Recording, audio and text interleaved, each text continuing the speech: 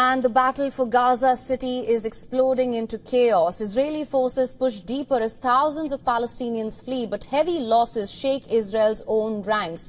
And tonight, Benjamin Netanyahu's promise of a quick win looks shattered under the weight of blood, doubt and division. Take a look.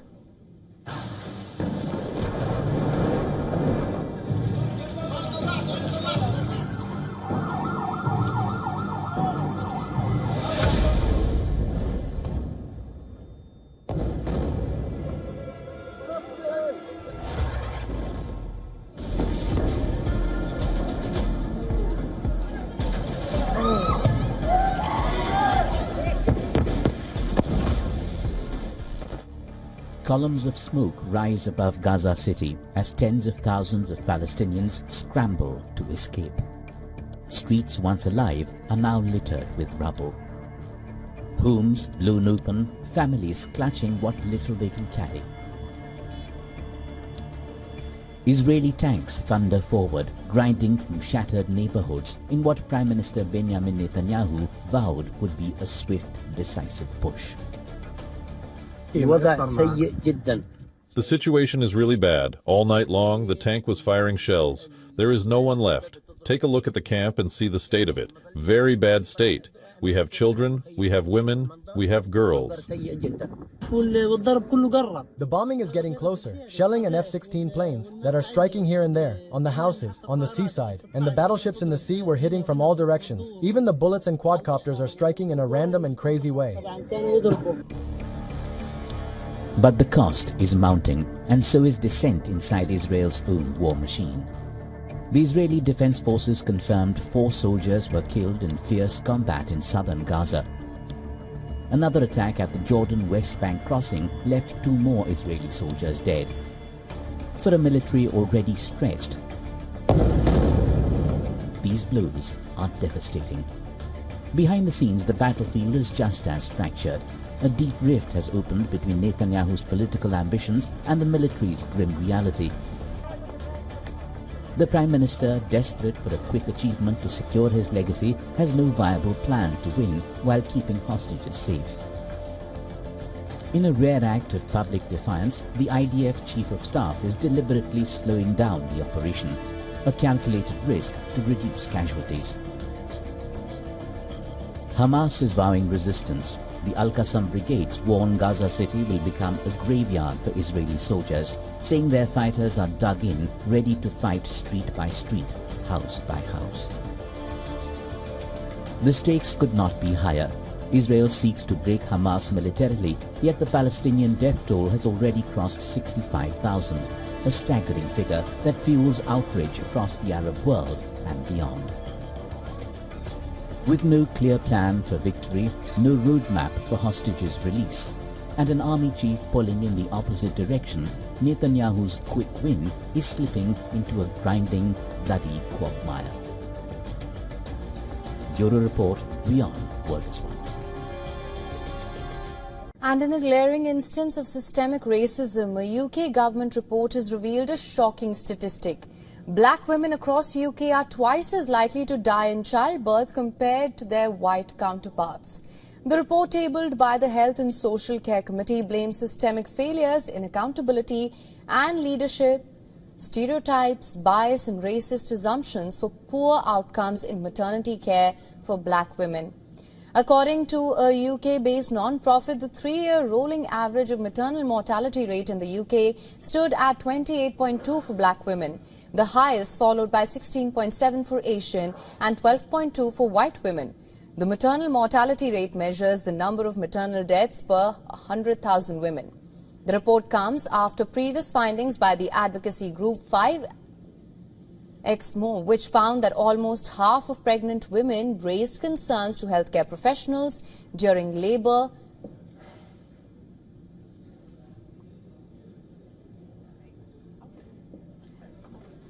Half of them saying that their concerns were not properly addressed.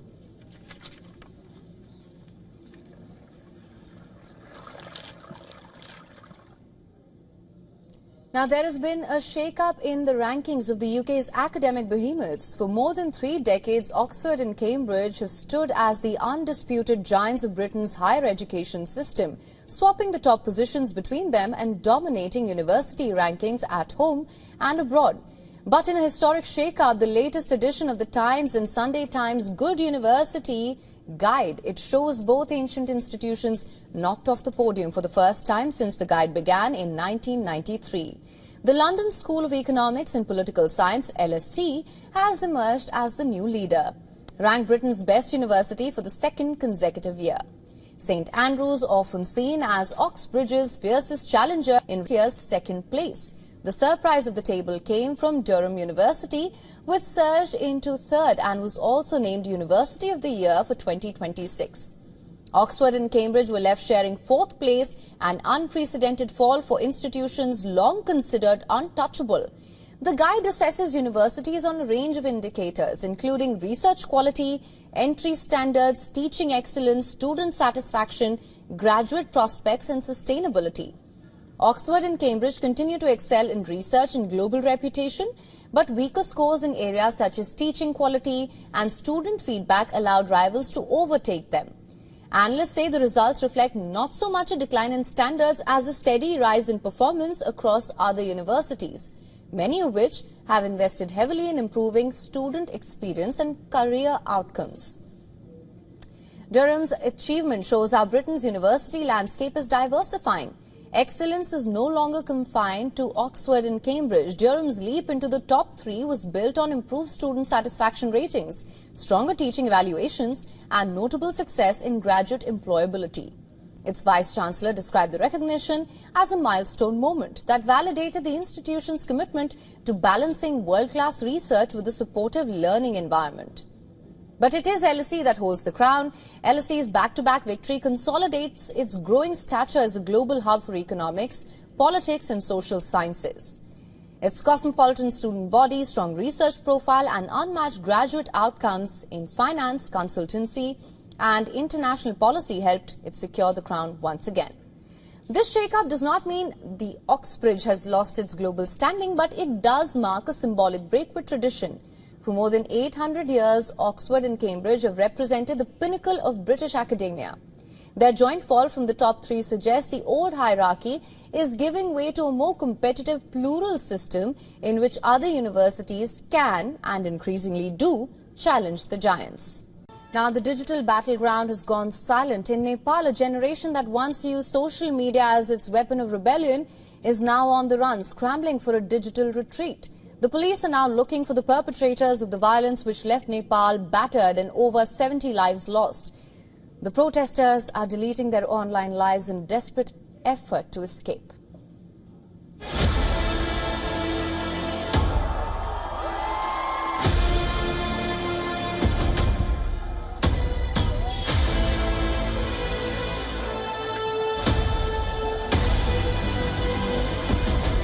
A revolution shook the Himalayan kingdom.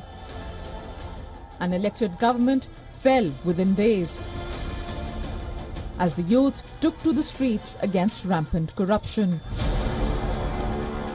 Thousands of young Nepalese, the nation's tech-savvy Gen Z, took to the streets, fueled by a social media ban and years of simmering anger against the corrupt elite. Their mobile phones were their banners, their posts, the front line of a fiery uprising that saw government buildings burn and police firing on crowds. But the digital tide has turned with brutal speed. Nepal's police have launched a massive dragnet, turning the citizens themselves into an army of informants. The police made a public appeal for evidence, and the response was overwhelming. A staggering 30,000 emails, each one a digital dossier of photos and videos capturing the violence. This mountain of evidence has created a chilling new reality. The faces of protesters, once celebrated for their defiance, are now targets in a sweeping criminal investigation. Real Gen Zs are getting threats, they are being misleaded, and they are also being defamed in social media, so they are going out of the social media. And people who are also the part of the attack, they are also going out of social media because they feel that police will arrest them. Across the country, thousands of social media profiles are vanishing in a digital retreat as young people desperately scrub away their online presence. A panicked effort to erase their role in the chaos. This is a game of digital cat and mouse, with the police sifting through terabytes of data to hunt down those who engaged in arson, looting and violence. Nepal police is reviewing all the photos and videos of the attackers who were involved in vandalism and arson during the protests that took place last week. They say that they have received thousands of emails with photos and video clips of the attackers, and they continue the crackdown on the protesters. This comes at the time when many of the police stations have been attacked and they lack resources. And during the protest, over 13,000 inmates escaped from the prison during the protest, and while only 3,000 have returned. I'm Saloni Murarka reporting from Kathmandu, Nepal for WION. Do you want to be a British spy? Well, the hunt is on for the next 007, this time in the digital shadows. Britain's legendary MI6 turns to the dark web, inviting would-be spies to play for real. From Moscow to Tehran, anyone with secrets is now just one click away from the Secret Service. Watch this next story to know if you are eligible to become a spy for the UK government.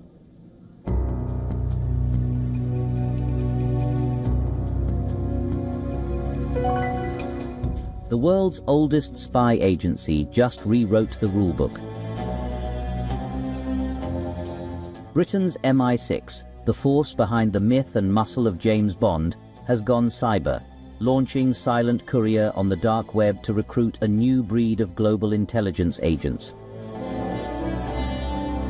The target list reads like a thriller: Russia, China, Iran, North Korea. If you hold state secrets, the British want to hear from you. No more park benches, dead drops, or mysterious briefcases. This is a digital call to arms. The portal is hidden, encrypted, and designed for one purpose: access. For the first time, citizens inside authoritarian regimes can bypass surveillance and reach British intelligence with a click. Safe, anonymous, untouchable. UK government says that it is trying to keep pace with a changing world, and the aim is to keep the country a step ahead of its adversaries. The hunt for the next 007 is no longer about a single agent. It's about building a global network of silent shadows, ordinary people carrying extraordinary secrets. The new Bond won't step out of a sports car. He or she may already be typing in an encrypted chat room right now. For latest news, download the WION app and subscribe to our YouTube channel.